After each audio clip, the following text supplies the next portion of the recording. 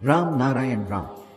ఆజ్ఞాచక్రంలో మనసును స్థిరపరచి జపం చేయాలి. మనసు లగ్నమైనా కానీ లేకపోయినా, ఏ ఆలోచనలు, చింతలు, భావనలు వచ్చినా మీరు చేస్తున్న జపం గురించే ఆలోచించాలి. కేవలం నేను కూర్చుని ఉన్నాను, జపం చేస్తున్నాను అనే భావనతో ఉండాలి.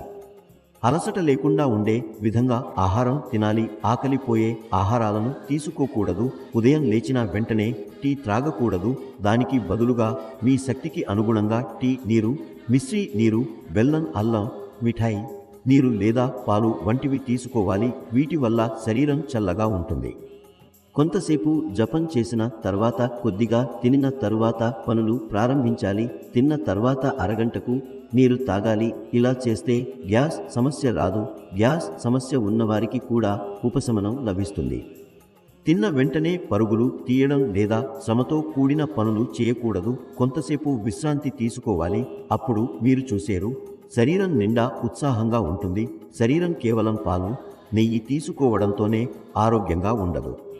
సాయంత్రం కంటే ముందు భోజనం పూర్తి చేయాలి. రోజు ఉదయం గంటల లోపల, సాయంత్రం 6 గంటల లోపల భోజనం చేసే నియమాన్ని పాటించాలి. రాత్రి నిద్రకు ముందు నీరు తాగాలి. రాత్రి అయ్యే ముందే భోజనం చేస్తే అనేక వ్యాధుల నుండి విముక్తి పొందవచ్చు.